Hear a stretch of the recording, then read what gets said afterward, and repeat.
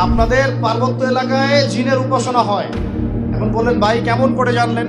যত তান্ত্রিক মান্ত্রিক কবিরাজ জাদুকর সব এই পাহাড়ি এলাকায় ঘুরে বেড়াচ্ছে, এবং চোখ কান খোলা রাখলে আপনারাও বুঝতে পারবেন।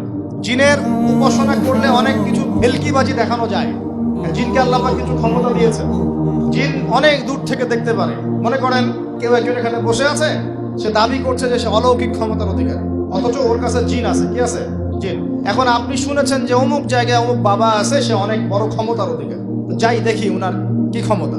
এখন আপনি রাস্তায় আসছেন, তার সেই জিন তো আগেই দেখতে পাচ্ছে আপনি আসছেন দূর থেকে, সে আগে খবর দিল আসতেছে মক্কেল, ওই যে মক্কেল আসতেছে। এখন সে বললো যে ওই ব্যক্তির সাথে যে জিন আছে ওর সাথে কানেকশন করো। সবার সাথে একটা জিন আছে না? আছে কি নাই?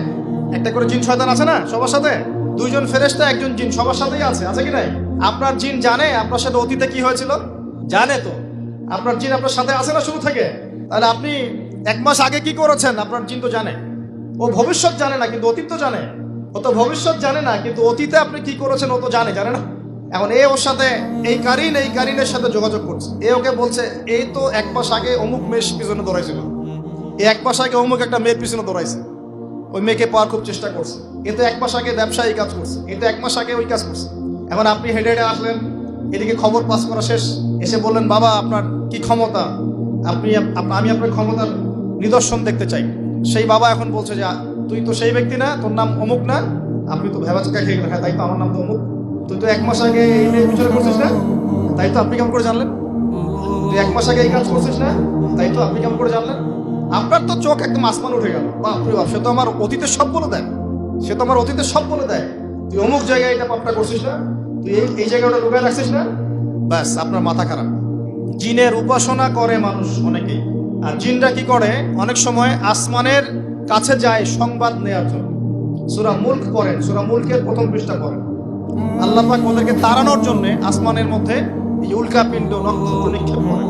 রুজুমান লিশ-শায়াতিন, আল্লাহ বলেছেন এই নক্ষত্রগুলা আমি রুজুমান লিশ-শায়াতিন, শয়তানদেরকে তাড়ানোর জন্য রেখেছি। সুবহানাল্লাহ। পৃথিবীতে অনেক কিছুই ঘটে আমরা খালি চোখে বুঝতে পারি না। এখন কেউ যদি জিনের উপাসনা করে, জিনকে সন্তুষ্ট করার জন্য এই কুরবানি করে, তাহলে কি শিরক হবে কিনা? সেজদা কার জন্যে? অন্য কারোর জন্য করলে কি হবে? কুরবানি কার জন্যে? অন্য কারোর জন্য করলে কি হবে?